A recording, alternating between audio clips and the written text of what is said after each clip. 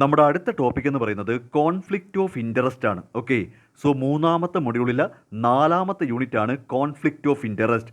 എന്താണ് ഈ conflict of interest എന്നുള്ളത് ഞാനൊരു സിനിമയിലെ ഒരു സംഭവം വെച്ച് പറഞ്ഞുതരാം. ഒരുപക്ഷെ നിങ്ങൾ എല്ലാവരും കണ്ട സിനിമയായിരിക്കും അയാളും ഞാനും തമ്മിൽ.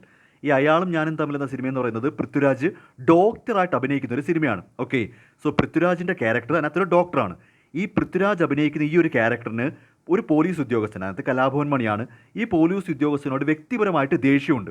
ആ സിനിമ കണ്ടവർക്കറിയാം. അപ്പോൾ ഈ പൃഥ്വിരാജ് ഡോക്ടറാണ്.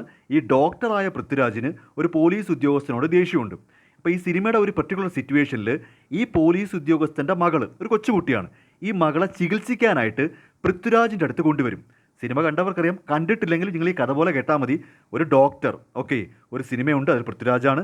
പൃഥ്വിരാജ് അതിനകത്തൊരു ഡോക്ടറാണ്. ഈ ഡോക്ടർക്ക് എന്തൊക്കെയോ സാഹചര്യങ്ങളിൽ ഒരു പോലീസ് ഉദ്യോഗസ്ഥനോട് ദേഷ്യം വരും. അവർ തമ്മിൽ അത്ര രസത്തിലല്ല. അതായത് ഈ ഡോക്ടറായ പൃഥ്വിരാജും പോലീസ് ഉദ്യോഗസ്ഥനായ കലാഭവൻ മണിയും തമ്മിൽ ദേഷ്യത്തിലാണ്. ഓക്കെ, ഒരു സിറ്റുവേഷനിൽ ഈ പോലീസ് ഉദ്യോഗസ്ഥൻ, അതായത് കലാഭവൻ മണിക്ക് തൻ്റെ മകളെ, ഒരു കൊച്ചുകുട്ടിയെ, ഈ പൃഥ്വിരാജ് എന്ന ഡോക്ടറെ അടുത്ത് കൊണ്ടുവരും. ഭയങ്കര സീരിയസ് ആണ്. ഓക്കെ, ആ കുട്ടിക്ക് എന്തോ അസുഖം വന്ന് ഭയങ്കര സീരിയസ് ആവും.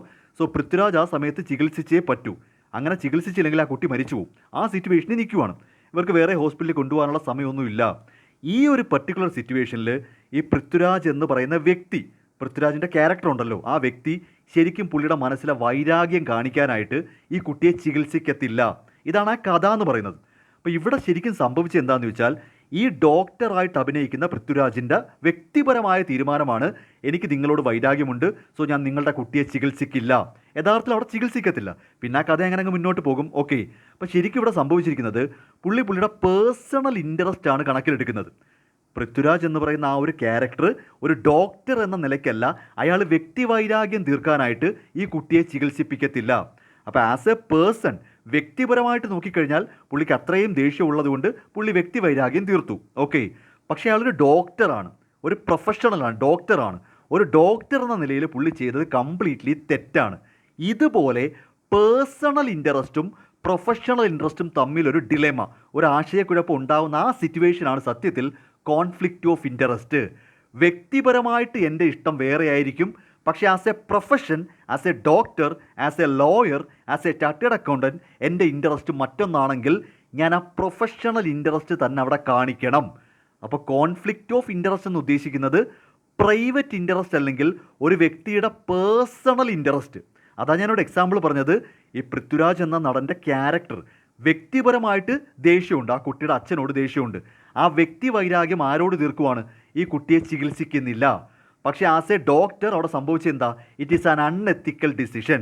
അപ്പോൾ പേഴ്സണൽ ഇൻട്രസ്റ്റും ഇങ്ങനെ മനസ്സിലാക്കിയാൽ മതി, ഒരു വ്യക്തിയുടെ പേഴ്സണൽ ഇൻട്രസ്റ്റും പ്രൊഫഷണൽ ഡിസിഷനും തമ്മിൽ മാച്ച് ആവാതെ വന്നാൽ, പേഴ്സണൽ ഇൻട്രസ്റ്റ് വേറെയാണ്, സോ അതുകൊണ്ട് പുള്ളി എടുക്കുന്ന പ്രൊഫഷണൽ ഡിസിഷനിൽ ആ പേഴ്സണൽ ഇൻട്രസ്റ്റ് മിക്സ് ചെയ്താൽ പുള്ളി ചെയ്യുന്നത് വലിയൊരു തെറ്റാണ്. അതിനെയാണ് സത്യത്തിൽ നമ്മൾ ഒക്കുപ്പേഷണൽ ക്രൈം എന്ന് വിളിക്കുന്നത്. സോ ഇത് തമ്മിൽ കണക്ഷനുണ്ട്. കോൺഫ്ലിക്റ്റ് ഓഫ് ഇൻട്രസ്റ്റ് ഉണ്ടാകുന്ന സമയത്ത്, അതായത് സിംപ്ലി ഇത്രയേ ഉള്ളൂ, നമുക്കൊരു പേഴ്സണൽ ഇൻട്രസ്റ്റ് ഉണ്ട്, വ്യക്തിപരമായിട്ട് എനിക്കൊരു ഇൻട്രസ്റ്റ് ഉണ്ട്. അതാണ് ഞാൻ എക്സാമ്പിൾ പറയുന്നത്. ഈ പുള്ളിക്കാരൻ, അതായത് പൃഥ്വിരാജ് ചെയ്യുന്ന ഡോക്ടർക്ക് കലാഭവൻ മണി ചെയ്യുന്ന ക്യാരക്ടർ പോലീസ് ഉദ്യോഗസ്ഥനാണ്. അദ്ദേഹത്തിനോട് തീർത്താ വൈരാഗ്യമുണ്ട്. ആ വൈരാഗ്യം മനസ്സിൽ വെച്ചോ. പക്ഷേ ഡോക്ടർ എന്ന നിലയിൽ, ആസ് എ ഡോക്ടർ എന്ന നിലയിൽ പുള്ളി ഇപ്പോൾ ശരിക്കും പറഞ്ഞാൽ ആ വൈരാഗ്യം കാണിക്കാൻ പാടില്ലായിരുന്നു. മനസ്സിലാവുന്നുണ്ടോ? അപ്പോൾ അങ്ങനെ വരുമ്പോൾ, ഒരു കോൺഫ്ലിക്റ്റ് ഓഫ് ഇൻട്രസ്റ്റ് വരുമ്പോൾ, നിങ്ങൾ പ്രൊഫഷണൽ ഇൻട്രസ്റ്റിന് തന്നെ പ്രാധാന്യം കൊടുക്കണം. ആ കുട്ടിയെ ചികിത്സിക്കണം. നിങ്ങൾക്ക് വൈരാഗ്യം വേറെ ഏതെങ്കിലും രീതി തീർക്കാമല്ലോ. ആസ് എ ഡോക്ടർ നിങ്ങളുടെ ആ പവർ ഉപയോഗിച്ചല്ല ഈ പറയുന്ന വൈരാഗ്യം തീർക്കേണ്ടത്. അപ്പോൾ പ്രൈവറ്റ് ഇൻട്രസ്റ്റും പ്രൊഫഷണൽ ഇൻട്രസ്റ്റും കൂടെ ഒരു മിക്സായിട്ട് വന്നാൽ, ഒരു കൺഫ്യൂഷനി വന്നാൽ, നിങ്ങൾ പ്രൊഫഷണൽ ഇൻട്രസ്റ്റിന് തന്നെ പ്രാധാന്യം കൊടുക്കണം. അങ്ങനെ കൊടുക്കാതെ നിങ്ങളുടെ പേഴ്സണൽ ഇൻട്രസ്റ്റ് ആണ് നോക്കുന്നതെങ്കിൽ അതെന്തായിട്ട് മാറും? അതാണ് ഈ പറയുന്ന ഒക്കുപ്പേഷണൽ ക്രൈമായിട്ട് മാറുന്നത്. അപ്പോൾ ശരിക്കും ഈ ഒരു സിനിമയിൽ ആ ഒരു സിറ്റുവേഷനിൽ പൃഥ്വിരാജ് ചെയ്തിരിക്കുന്നത്, ആ ഡോക്ടർ ചെയ്തത് ഒരു ഒക്കുപ്പേഷണൽ ക്രൈമാണ്. ആസ് എ ഡോക്ടർ പുള്ളി ചെയ്തൊരു ക്രൈമാണ്. ആ സിനിമ കണ്ടവർക്കറിയാം. അതിൻ്റെ പേരിൽ പിന്നെ കേസാവുന്നുണ്ട്, മനുഷ്യാവകാശ കമ്മീഷൻ വരുന്നുണ്ട്, അങ്ങനെ പല കേസിലോട്ട് പോകും. അപ്പോൾ ശരിക്കും ആസ് എ ഡോക്ടർ പുള്ളിയെ ചെയ്തത് എന്താണ്? തെറ്റാണ്. അപ്പോൾ അവിടെ പൃഥ്വിരാജ് എന്ന് പറയുന്ന വ്യക്തിക്കുണ്ടായ ആ ഒരു സിറ്റുവേഷനാണ് കോൺഫ്ലിക്റ്റ് ഓഫ് ഇൻട്രസ്റ്റ്. വ്യക്തിപരമായ എൻ്റെ വൈരാഗ്യം ഞാൻ തീർക്കണോ, അതോ ആസ് എ ഡോക്ടർ ഞാൻ ആ കുട്ടിയെ ചികിത്സിക്കണോ? യഥാർത്ഥത്തിൽ ഇവിടെ പ്രൊഫഷണൽ ഇൻട്രസ്റ്റ് നോക്കണമെന്നാണ് പറയുന്നത്. അങ്ങനെ നോക്കുന്നില്ലെങ്കിൽ നിങ്ങൾ ചെയ്യുന്ന ഒരു ഒക്കുപ്പേഷണൽ ക്രൈമാണ്. ക്ലിയർ ആവുന്നുണ്ടോ? ഇനി ഇത് കമ്പനികളുടെ കേസിലും വരാം. ഇപ്പോൾ കമ്പനികളുടെ കേസിൽ ഇപ്പോൾ ഒരു കമ്പനി വർക്ക് ചെയ്യുന്ന ഒരാൾ, അതാണ് ഈ എക്സാമ്പിൾ. കമ്പനി വർക്ക് ചെയ്യുന്ന ഒരാൾക്ക് മറ്റൊരു കമ്പനിയിൽ ഷെയർ ഉണ്ടെന്ന് വിചാരിക്കുക, അല്ലെങ്കിൽ അയാൾ മറ്റൊരു സ്ഥാപനം ഓൺ ചെയ്യുന്നുണ്ട്. ഇപ്പം എ ലിമിറ്റഡ് എന്ന കമ്പനി വർക്ക് ചെയ്യുന്നു. ഞാനിപ്പോൾ എ ലിമിറ്റഡ് എന്ന കമ്പനിയുടെ എംപ്ലോയിയാണ്. പക്ഷേ എനിക്ക് സ്വന്തമായിട്ട് മറ്റൊരു ബിസിനസ്സും കൂടെ ഉണ്ട്. അങ്ങനെയൊക്കെ ചെയ്യാമല്ലോ. ഞാൻ സ്വന്തമായിട്ട് മറ്റൊരു ബിസിനസ് ചെയ്യുന്നുണ്ട്. ഓക്കെ, സോ അതുകൊണ്ട് ഞാൻ എ ലിമിറ്റഡിൽ ഇരുന്നു കൊണ്ട് എൻ്റെ ബിസിനസ്സിനെ നന്നാക്കാനായിട്ട് ചില തെറ്റായ തീരുമാനങ്ങൾ എടുക്കുക എന്ന് പറയുന്നതും ഒരു ഒക്കുപ്പേഷണൽ ക്രൈമാണ്. ഇപ്പോൾ എ ലിമിറ്റഡിൻ്റെ എംപ്ലോയി ആയിട്ട് ഞാൻ അവിടെ ഇരിക്കുമ്പോൾ എ ലിമിറ്റഡിൻ്റെ ചില തീരുമാനങ്ങളൊക്കെ ഒന്ന് ഓൾട്ടർ ചെയ്താൽ, എ ലിമിറ്റഡിൻ്റെ ചില പർച്ചേസോ ചില സപ്ലൈ അങ്ങനെ എന്തെങ്കിലുമൊക്കെ ഞാനൊന്ന് തീരുമാനമൊക്കെ ഒന്ന് മാറ്റിയാൽ എൻ്റെ ബിസിനസ്സിന് ഗുണം ചെയ്യുമെങ്കിൽ ഞാൻ അങ്ങനെ ചെയ്താൽ അതൊരു ഒക്കുപ്പേഷണൽ ക്രൈമാണ്. അവിടെ ഞാൻ എൻ്റെ പേഴ്സണൽ സൗകര്യങ്ങളല്ല നോക്കേണ്ടത്. ആസ് ആൻ എംപ്ലോയി ഞാൻ എ ലിമിറ്റഡിന് വേണ്ടി തന്നെ വർക്ക് ചെയ്യണം. അപ്പോൾ ഞാൻ എ ലിമിറ്റഡിൻ്റെ നല്ലത് മാത്രമേ നോക്കാവൂ. മനസ്സിലാവുന്നുണ്ടോ? അപ്പോൾ കോൺഫ്ലിക്റ്റ് ഓഫ് ഇൻട്രസ്റ്റ് എന്ന് പറഞ്ഞാൽ ഇത്രയേ ഉള്ളൂ.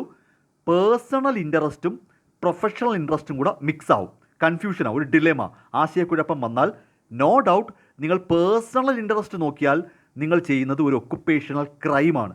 മറിച്ച് നിങ്ങൾ പ്രൊഫഷണൽ ഇൻട്രസ്റ്റ് നോക്കിയാൽ നിങ്ങൾ ആ ചെയ്യുന്നത് ഒരു എത്തിക്കൽ ഡിസിഷനാണ്. കൃത്യമായിട്ട് പറഞ്ഞാൽ കൺഫ്യൂഷൻ ഒന്നും വേണ്ട, നിങ്ങളുടെ പ്രൊഫഷണൽ ഇൻട്രസ്റ്റ് നോക്കണം.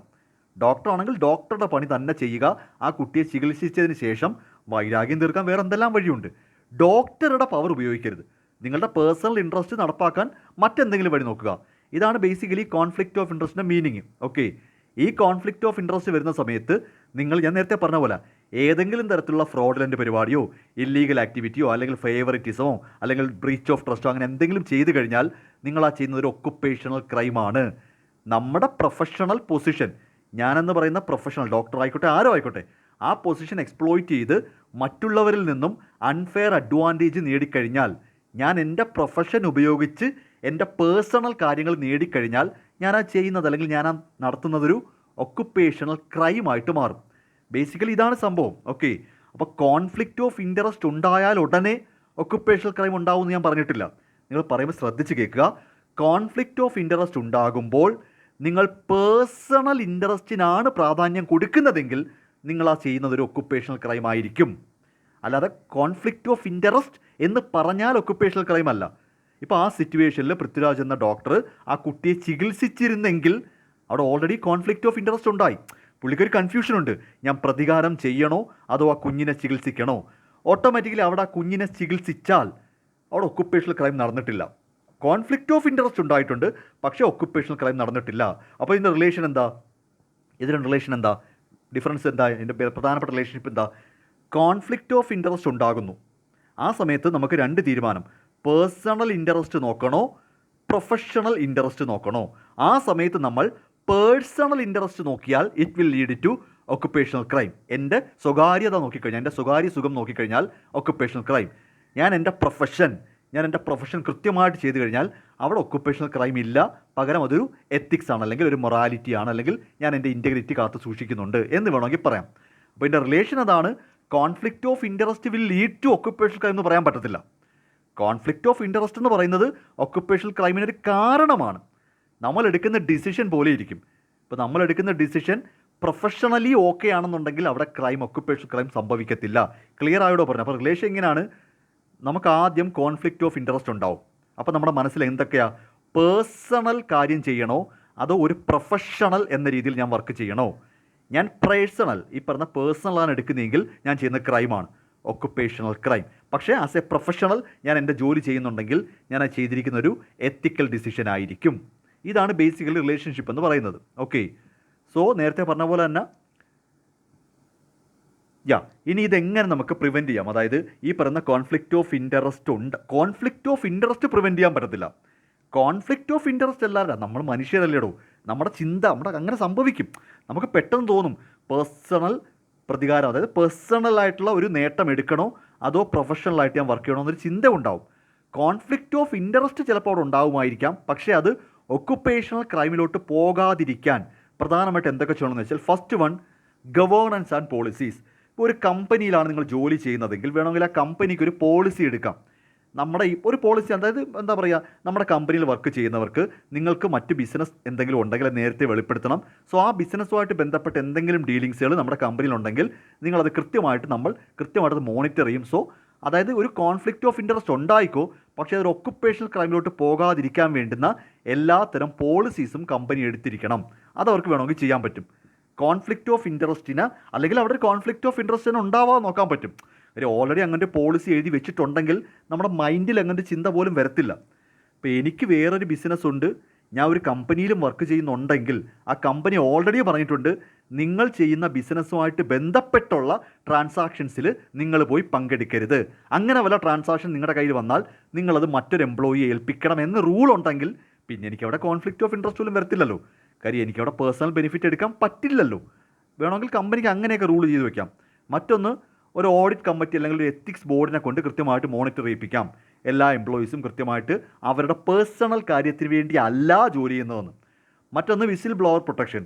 കമ്പനിയിൽ ഏതെങ്കിലും തരത്തിൽ ആരെങ്കിലും ഇങ്ങനെ കമ്പനിയെ നശിപ്പിക്കാനായിട്ട് അല്ലെങ്കിൽ സ്വന്തം കാര്യം നോക്കാനായിട്ട് വർക്ക് ചെയ്യുന്നുണ്ടെങ്കിൽ അത് ടോപ്പ് അതോറിറ്റിയെ അറിയിക്കാൻ ഒരു സാഹചര്യം ഒരുക്കി കൊടുക്കാം. ഈ വിസിൽ ബ്ലോവർ എന്ന് പറഞ്ഞാൽ അതാണ്. കമ്പനിയിൽ എന്തെങ്കിലുമൊക്കെ കുഴപ്പമുണ്ടെങ്കിൽ അത് കമ്പനിയിലുള്ളവർക്ക് തുറന്നു പറയാനുള്ള അവസരം കൊടുക്കണം. അങ്ങനെ വിസിൽ ബ്ലോവർ പ്രൊട്ടക്ഷൻ. അങ്ങനെ പറയുന്നവർക്ക് യാതൊരു ബുദ്ധിമുട്ടും ഉണ്ടാക്കാനും പാടില്ല. ആരാണ് പറഞ്ഞതെന്നൊന്നും ആരും പുറത്ത് പറയത്തില്ല. ഓക്കെ, അതാണ് വിസിൽ ബ്ലോവർ പ്രൊട്ടക്ഷൻ എന്ന് പറയുന്നത്. അപ്പോൾ ഫസ്റ്റ് വൺ എന്ന് പറയുന്നത് കമ്പനിക്ക് ഇതുപോലത്തെ ഒരുപാട് പോളിസീസും ഗവേണൻസും ഉണ്ടാക്കാം. അതൊന്നാമത്തെ സ്റ്റെപ്പ്. ഓക്കെ, അതല്ലെങ്കിൽ രണ്ടാമതായിട്ട് കൃത്യമായിട്ടുള്ള ലീഡർഷിപ്പും ട്രെയിനിങ്ങും കൊടുക്കാം. അതായത് ഒരു എംപ്ലോയി വർക്ക് ചെയ്ത് തുടങ്ങുമ്പോൾ തന്നെ പറയാം ഇവിടെ ഇങ്ങനെയാണ് നിങ്ങളുടെ ലീഡർഷിപ്പ് ഇങ്ങനെ. അപ്പോൾ കൃത്യമായിട്ട് ലീഡ് ചെയ്യാം. നിങ്ങൾക്ക് കൃത്യമായിട്ട് ഡിസിഷൻ എടുക്കേണ്ട ഇങ്ങനെയാണ്, നിങ്ങൾക്ക് യാതൊരു തരത്തിലുള്ള കോൺഫ്ലിക്റ്റ് ഓഫ് ഇൻട്രസ്റ്റ് ആവശ്യമില്ലാന്ന രീതിയിൽ അത് കൃത്യമായിട്ട് ലീഡർഷിപ്പും കൊടുത്ത് ട്രെയിനിങ്ങും കൊടുക്കാം. നമ്മുടെ പോളിസീസൊക്കെ ഇങ്ങനെയാണ്, ഇവിടെ നിങ്ങൾ വർക്ക് ചെയ്യുവാണെങ്കിൽ നിങ്ങൾ യാതൊരു തരത്തിലുള്ള ഒക്കുപ്പേഷണൽ ക്രൈമിലോട്ട് പോകരുത്. അപ്പോൾ അതിൻ്റെ രീതിയിലുള്ള കൃത്യമായിട്ട് കാര്യം പറഞ്ഞ് മനസ്സിലാക്കി കൊടുക്കാം. അപ്പോൾ അവർക്ക് മനസ്സിലാവും കോൺഫ്ലിക്റ്റ് ഓഫ് ഇൻട്രസ്റ്റിൽ നിന്നും ഞാൻ പേഴ്സണലി എന്തെങ്കിലും നേടിയെടുക്കാൻ നോക്കിക്കഴിഞ്ഞാൽ എനിക്ക് പണി കിട്ടും എന്ന രീതിയിൽ അവർക്ക് പറഞ്ഞ് മനസ്സിലാക്കി കൊടുക്കുക.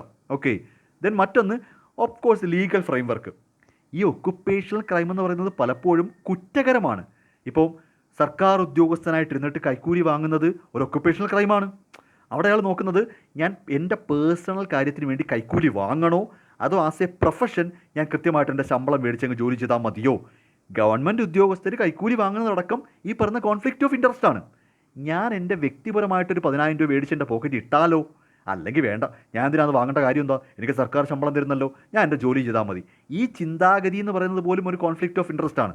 അപ്പോൾ കൈക്കൂലിയൊക്കെ വാങ്ങി പിടിക്കപ്പെട്ട വലിയ കുറ്റമാണ്, വലിയ ശിക്ഷയാണ്. അപ്പോൾ നമുക്ക് ശരിക്കും ഭയങ്കര ലീഗൽ ഫ്രെയിം വർക്കുണ്ട്. അതായത് ഒരു ഉദ്യോഗസ്ഥനായിട്ടിരുന്നു കൊണ്ട് നമ്മുടെ പേഴ്സണൽ കാര്യത്തിന് വേണ്ടി ആ ജോലിയെ നമ്മൾ ഉപയോഗിച്ചാൽ അത് വലിയ കുറ്റമാണ്. ഇപ്പോൾ എക്സാമ്പിളായിട്ട് എനിക്ക് പെട്ടെന്ന് ഓർമ്മ വരുന്നത്, പണ്ട് നോട്ട് നിരോധനം നടന്ന സമയത്ത് നോട്ട് നിരോധിച്ചല്ലോ. ഓക്കെ, ആ സമയത്ത് ആ ഒരു സിറ്റുവേഷൻ കുറേ വർഷങ്ങൾ മുമ്പാണ്. ഈ ATM-ൽ ഇങ്ങനെ നീണ്ട ക്യൂ ആയിരുന്നു പൈസ എടുക്കാനായിട്ട്. ആ സമയത്ത് ഒരു വാർത്ത വന്നതാണ്, ഒരു പോലീസ് ഉദ്യോഗസ്ഥൻ എല്ലാ ക്യൂവും തെറ്റിച്ച്, പോലീസ് ഉദ്യോഗസ്ഥനായതുകൊണ്ട് നേരെ ചെന്നങ്ങ് കയറി. ശരിക്കും പുള്ളി അവിടുത്തെ അയാളുടെ പ്രൊഫഷൻ, പോലീസ് ഉദ്യോഗസ്ഥൻ എന്ന പ്രൊഫഷൻ അയാളുടെ പേഴ്സണൽ കാര്യത്തിന് ഈ നിന്നവരെല്ലാവരെയും മറികടന്ന് പോയെങ്കിൽ കയറി. അതങ്ങനെ CCTV കണ്ട അയാൾക്കെതിരെ നടപടിയൊക്കെ എടുത്ത്. ഓക്കെ, പോലീസ് ഉദ്യോഗസ്ഥൻ്റെ ജോലി എന്ന് പറയുന്നത് ഈ ക്യൂ നിൽക്കുന്നവരെല്ലാം മറികടന്ന് പോയി പൈസ എടുക്കലല്ല. അയാൾക്ക് പൈസ എടുക്കുന്ന അയാളുടെ പേഴ്സണൽ കാര്യത്തിനാണെങ്കിൽ ഈ ക്യൂവിൻ്റെ ഏറ്റവും ബാക്കിൽ പോയി നിൽക്കുക. അപ്പോൾ ഈ പറയുന്ന പ്രൊഫഷൻ നമ്മൾ ഏതെങ്കിലും രീതിയിൽ പേഴ്സണൽ ആവശ്യത്തിന് ഉപയോഗിച്ചാൽ, ആസ് എ പ്രൊഫഷണൽ നമ്മുടെ പ്രൊഫഷൻ ഞാൻ എൻ്റെ പേഴ്സണൽ ഗുണത്തിന് വേണ്ടി ഉപയോഗിച്ചാൽ, സാലറി കിട്ടുന്നതല്ലാതെ മറ്റേതെങ്കിലും തരത്തിൽ ബെനിഫിറ്റ് അതിൽ നിന്ന് അടിച്ചു മാറ്റിയാൽ നിയമപരമായിട്ട് ഞാൻ ജയിലിൽ പോയി കിടക്കേണ്ടി വരും. ഓക്കെ, മറ്റൊന്ന്, ഇൻ്റർനാഷണൽ കോർപ്പറേഷൻ ഉദ്ദേശിക്കുന്നത് പല കമ്പനികളും 2 രാജ്യത്ത് വർക്ക് ചെയ്യുന്ന അല്ലെങ്കിൽ പല രാജ്യങ്ങളിൽ വർക്ക് ചെയ്യുന്ന കമ്പനികളുമായിട്ടൊക്കെ എഗ്രിമെൻ്റ് ഇടും. അപ്പോൾ ആ സമയത്ത് കൃത്യമായിട്ട് ഓരോ രാജ്യത്തെയും നിയമപരമായിട്ടുള്ള എഗ്രിമെൻറ്റ് പറഞ്ഞിരിക്കണം എന്തൊക്കെ കാര്യങ്ങളാണ് ശരി തെറ്റ്. ഇപ്പോൾ ഇന്ത്യയിലെ ഒരു കമ്പനിയും അമേരിക്കയിലെ ഒരു കമ്പനിയും കൂടെ ഒരു എഗ്രിമെൻറ്റിൽ ഏർപ്പെടുമ്പോൾ അതിൻ്റെ ഈ പറയുന്ന എംപ്ലോയീസ് അല്ലെങ്കിൽ ഈ പറയുന്ന ടോപ്പ് അതോറിറ്റീസിനോട് കൃത്യമായിട്ട് പറയണം ഈ 2 രാജ്യത്തെ നിയമങ്ങൾ എങ്ങനെ ആയിരിക്കും. പിന്നീട് ഒരു തർക്കം ഉണ്ടാവത്തില്ല. ഇപ്പോൾ ഇന്ത്യയിലെ ഒരു കമ്പനി അമേരിക്കയിലെ ഒരു കമ്പനി എന്തോ ഒരു എഗ്രിമെൻറ്റ് ഒപ്പിടുവാണ്. ഓക്കെ, ആ എഗ്രിമെൻറ്റ് ഒപ്പിടുന്ന സമയത്ത് ഇന്ത്യയിലെ കമ്പനിയുടെ ബോർഡ് ഓഫ് ഡയറക്ടറിൽ ഒരാൾക്ക് ഈ അമേരിക്കൻ കമ്പനിയിൽ ഷെയർ ഉണ്ടെന്ന് വിചാരിക്കുക. ഇന്ത്യയിലെ കമ്പനിയിലെ ബോർഡ് ഓഫ് ഡയറക്ടറിൽ ഒരാൾക്ക് ഈ പറയുന്ന അമേരിക്കൻ കമ്പനിയിൽ ഷെയർ ഉണ്ടെങ്കിൽ ഇയാൾ ആ അമേരിക്കൻ കമ്പനിയെ ഫേവർ ചെയ്തായിരിക്കും എഗ്രിമെൻറ്റ് ഒപ്പിടുന്നത്. അപ്പോൾ അത്തരത്തിൽ ഏതെങ്കിലും ഒരു ബോർഡ് ഓഫ് ഡയറക്ടർക്ക് ഒരു കമ്പനിയിൽ ഷെയർ ഉണ്ടെങ്കിൽ ആ കമ്പനിയുമായിട്ട് കോൺട്രാക്റ്റ് വേണ്ട എന്നൊരു നിയമം ഉണ്ടെങ്കിൽ അത് നേരത്തെ പാസ്സാക്കിയിരിക്കണം. ക്ലിയർ ആവുന്നുണ്ടോ? എങ്കിൽ നമുക്ക് ഓട്ടോമാറ്റിക്കലി കോൺഫ്ലിക്റ്റ് ഓഫ് ഇൻട്രസ്റ്റ് ഒഴിവാക്കാം. ഇപ്പം നമുക്ക് യാതൊരു ഇൻട്രസ്റ്റും ഇല്ലാത്തൊരു കമ്പനിയിൽ നമ്മൾ ഫെയർ ആയിട്ടേ പെരുമാറൂ. എനിക്കിപ്പോൾ ആ കമ്പനിയിൽ കോൺട്രാക്റ്റ് കിട്ടിയാലും ഒന്നുമില്ല, കിട്ടിയില്ലെങ്കിലും ഒന്നുമില്ലെങ്കിൽ ഞാൻ മര്യാദയ്ക്കേ പെരുമാറത്തുള്ളൂ. അപ്പോൾ അത്തരത്തിൽ രണ്ട് രാജ്യങ്ങൾ തമ്മിലുള്ള എഗ്രിമെൻ്റ് ആണെങ്കിൽ പോലും വ്യക്തമായിട്ടുള്ള നിയമം ഉണ്ടാക്കി വെച്ചിരിക്കണം. ദെൻ ഫൈനലി നമുക്കറിയാവുന്ന നടക്കുന്ന മോണിറ്ററിംഗ് ആണ്. Monitoring and accountability. കൃത്യമായിട്ട് ഓഡിറ്റ് നടത്തപ്പെട്ടിരിക്കണം. ഓരോ രീതിയിലും എല്ലാവരെയും ഏതെങ്കിലും ഫ്രോഡ് ആക്ടിവിറ്റി നടന്നിട്ടുണ്ടെങ്കിൽ അത് പെട്ടെന്ന് പൊക്കാൻ പറ്റും. നമ്മൾ പലപ്പോഴും ഓഡിറ്റിലാണ് പിടിക്കുന്നത്. ഈ കോൺഫ്ലിക്റ്റ് ഓഫ് ഇൻട്രസ്റ്റ് എന്ന് പറയുന്നത് ഞാനിപ്പോൾ തൊട്ടുമ്പോൾ ആദ്യം പറഞ്ഞ എക്സാമ്പിളിൽ ഒരു ഡോക്ടറിൻ്റെ കേസ് പറഞ്ഞെങ്കിലും നമ്മുടെ ബിസിനസ്സിലേക്ക് വരുമ്പോൾ ഇത് പലപ്പോഴും പണം അടിച്ചു മാറ്റലാണ്. ഇപ്പോൾ എനിക്ക് കോൺഫ്ലിക്റ്റ് ഓഫ് ഇൻട്രസ്റ്റ് വന്നാൽ എൻ്റെ പേഴ്സണൽ ഇൻട്രസ്റ്റ് ഞാൻ നോക്കിയെന്ന് പറയുന്നത് ഞാൻ ആ കുട്ടിയെ ചികിത്സിച്ചില്ല എന്നത് ബിസിനസ്സിൻ്റെ കാര്യമല്ലല്ലോ. ബിസിനസ്സിൽ ഇത് പലപ്പോഴും പണം അടിച്ചു മാറ്റില്ല.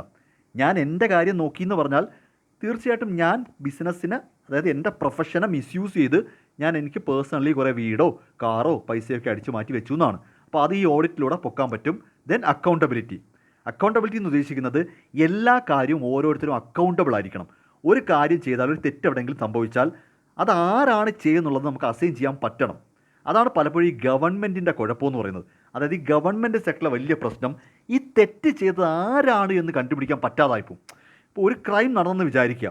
ഓക്കെ, നിങ്ങൾ കണ്ടിട്ടുണ്ടാവുമെന്ന് എനിക്കറിയത്തില്ല, എല്ലാവരും കണ്ടു കാണുമായിരിക്കാം. ഇപ്പം തമിഴിൽ അന്യൻ എന്നൊരു സിനിമയുണ്ട്, അന്യൻ. ഓക്കെ, അതിനകത്ത് ഏതാണ്ട് ഈ ഒരു പ്രശ്നമാണ് പറയുന്നത്. അതായത് അന്യൻ എന്ന സിനിമയിൽ ആ ഒരു കുട്ടി ഇങ്ങനെ വെള്ളത്തിൽ വീണ് ഷോക്കടിച്ച് മരിക്കുമ്പോൾ അത് ആരുടെ തെറ്റാണെന്ന് ചോദിച്ചു കഴിഞ്ഞാൽ അങ്ങനെ റോഡ് കുഴിയാക്കിയ PWയുടെ തെറ്റായിരിക്കാം, റോഡ് ടാർ ചെയ്യാതിരിക്കുന്ന കോൺട്രാക്ടർ, അത് വെരിഫൈ ചെയ്ത എഞ്ചിനീയർ, ഇലക്ട്രിക് കമ്പി പൊട്ടിയിട്ടും ശരിയാക്കാത്ത ലൈൻമാൻ, KSEB, അത് അങ്ങനെ ഇങ്ങനെ ഒരുപാട് പേരുണ്ട്. അപ്പം ശരിക്കും ഗവൺമെൻറ് സെക്ടറിൽ ഒരു മിസ്റ്റേക്ക് വന്നു കഴിഞ്ഞാൽ ആരാണ് അക്കൗണ്ടബിൾ എന്ന് കൃത്യമായിട്ട് ഐഡൻറ്റിഫൈ ചെയ്യത്തില്ല. ഒരാൾ പറയും ഞങ്ങളുടെ മാത്രം കുറ്റമല്ല, അവൻ്റെയും കുറ്റമോ, ഇവൻ്റെയും കുറ്റമോ, അവൻ്റെയും കുറ്റമോ. ഇപ്പോൾ തന്നെ കുറച്ച് നാൾ മുമ്പ് ഒരു സ്കൂളിലൊരു കുട്ടി ഷോക്കടിച്ച് മരിച്ചുമായിട്ട് ബന്ധപ്പെട്ട് വന്നു. അത് തന്നെ സ്കൂളിൻ്റെ കുറ്റമാണോ, KSEBയുടെ കുറ്റമാണോ, പ്രിൻസിപ്പാളിൻ്റെ കുറ്റമാണോ, ഇത് ആരുടെ നമ്മൾ അങ്ങോട്ടും ഇങ്ങോട്ടും തട്ടിക്കളിക്കും. അത് ഒഴിവാക്കാനായിട്ട് കമ്പനികൾ ചെയ്യുന്നത് എല്ലാ കാര്യവും കൃത്യമായിട്ട് ഒരിടത്തിൽ അസൈൻ ചെയ്തിട്ട് യു ആർ അക്കൗണ്ടബിൾ. ഇങ്ങനെ ഒരു തെറ്റ്, സപ്പോസ് X എന്നൊരു മിസ്റ്റേക്ക് ഇവിടെ നടന്നാൽ അതിന് Y തന്നെയായിരിക്കും ഉത്തരവാദി എന്നങ്ങ് പറഞ്ഞേക്കുക. അപ്പോൾ ഓട്ടോമാറ്റിക്കലി ആ X എന്ന തെറ്റ് വരാതിരിക്കാൻ Y മാക്സിമം നോക്കും. നമ്മുടെ ഗവൺമെൻറ് സെക്ടറിൻ്റെ വലിയൊരു പോരായ്മ ഇതാണ്. കറക്റ്റായിട്ട് ഇന്നയാളുടെ കുറ്റം കൊണ്ടാണെന്ന് ഐഡൻറ്റിഫൈ ചെയ്യാൻ പറ്റില്ല. അവർ പറയും എൻ്റെ കുറ്റമല്ല അവൻ്റെ കുറ്റമാണ്, ഇവൻ പറയും എൻ്റെ കുറ്റമല്ല അയാളുടെ കുറ്റമാണെന്ന്. പക്ഷേ കമ്പനികൾ ഇത് പറ്റത്തില്ല, ഇതങ്ങ് അസൈൻ ചെയ്യും. ആരുടെ കുറ്റമാണ്, നിൻ്റെ കുറ്റമാണെന്ന് പറയും. അപ്പോൾ ഓട്ടോമാറ്റിക്കലി ആ പറയുന്ന തരത്തിൽ യാതൊരു അൺഎത്തിക്കൽ പ്രാക്ടീസോടെ നടക്കത്തില്ല. അപ്പോൾ അങ്ങനെ അക്കൗണ്ടബിലിറ്റി ഉണ്ടാവണം. ഓക്കെ.